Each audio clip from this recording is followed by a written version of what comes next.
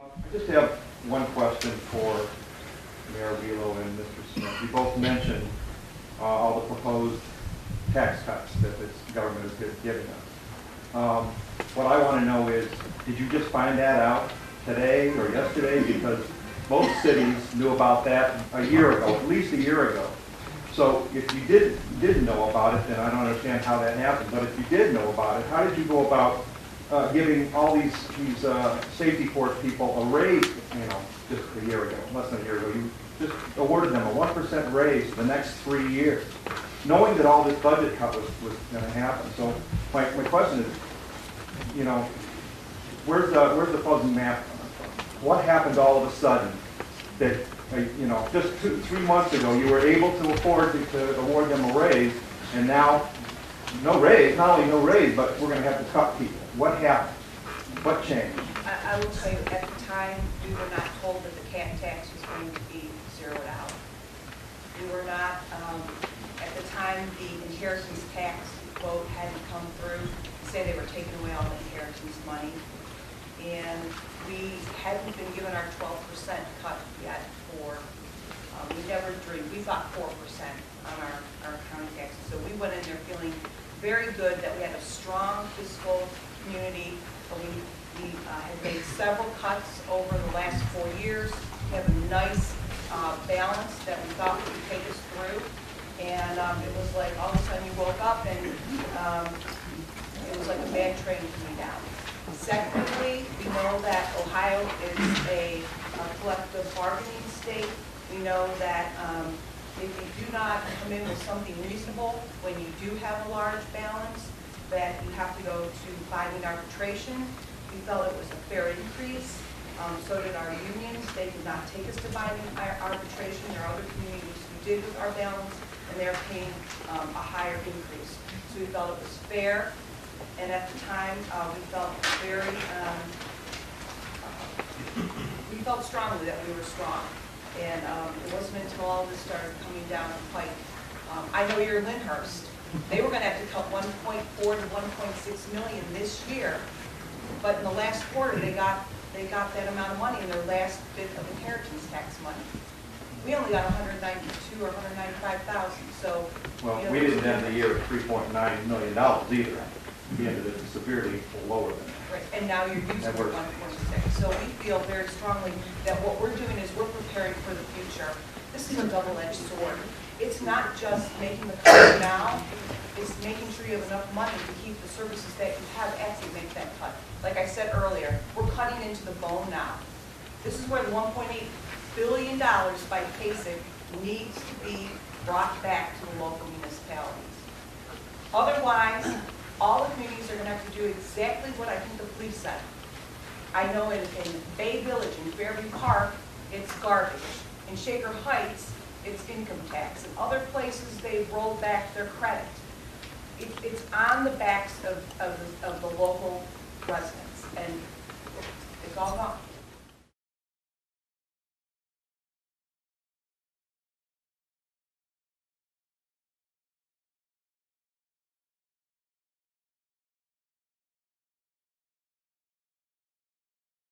I get that, but what I'm getting to too is last year this time, I did not vote for the budget. I know. Okay? And one of the reasons why I did not vote for the budget, and it's documented, is that I felt as though there were some significant cuts that should have been made then. Because we knew that we were losing these funds.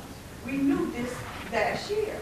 So my point here, and I'm not making this a big issue, only to make an issue about the fact that we're getting ready to lay off our safety forces. We knew in 2012 that these cuts were coming. They started in 2012. But yet we continue to hire. We have to explain and justify that. And that we continue to hire, knowing that this was going to happen. So, I mean, you could say that a $12,000, a safety personnel is of more of that value to cut than a person that is making $12,000, I'm not making that judgment call.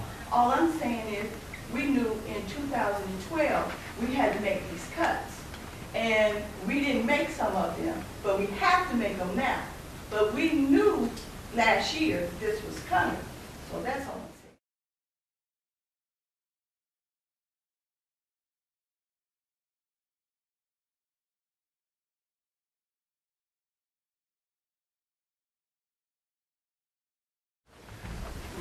During the Oakwood venture, I didn't really have much to say about it, but I had an awful lot that I heard about it, and it was amazing amount of promises of how much income and all of this great thing that the city of South Euclid would be getting from Oakwood and Cedar Center. And tonight the police are telling us that they're going to be taxed by these new developments, and instead of being happy about a Walmart coming into South Euclid, they're frightened of it because of the amount of calls that Walmart brings to us. What happened to all those great things that were supposed to happen to South Euclid because of these developments? Where did all that money go? Because quite frankly, in 2005, we gave you all another 0.5% of income tax increase, and it's gone. And none of the things that I saw or read about that were promised us by the mayor, which were, had that income tax increase gone through, we would have spent it on roads, and we would have spent it on fire and police and things. And you got that money, and now here you are, a very short time, broke again. It sounds like South Euclid's money is being mismanaged. Now, in this pie chart here, it says nothing to me about where's this Cedar Center debt being paid from, and how much is that every year? Because I know that you all put the city of South Euclid some $16 million in debt. Now that isn't free. How much money every year are you spending to pay that debt off? First of all, we will not see the full impact of Oakwood or Cedar Center until they're fully built. So there's nothing on the property at Oakwood. So all we get on the taxes there are the construction workers that are building it and what the current amount of money that it is actually appraised at. And the majority of that money goes to the Cleveland Heights University High School Library and their schools. Second of all, the Cedar Center project, no money is coming out of the general fund at this time. We took the dollars that were from the purchase of Cedar Center. It is in a separate account, and that money will be used to pay that debt. And currently, it's paid through 2014, and our next piece will pay for 15. And at the same time, we have a tip where the new dollars will be brought in to pay down that debt also. So that's where the money is there. We are seeing, if you look on our website, on our taxes and our CAFR, you will see that our plan is working. You have more economic development in your community than in 50 years. And if you look, our income tax is growing. And Mr. Fry, you might have passed the tax in 2005, but it still has grown since that point. It's not where all of a sudden, we passed a tax that we hadn't passed in 30 years in 2005, and then there was no growth. Every year after that, you had growth. But it's very hard to make up the difference when the cuts have been so severe from the state. So it is working.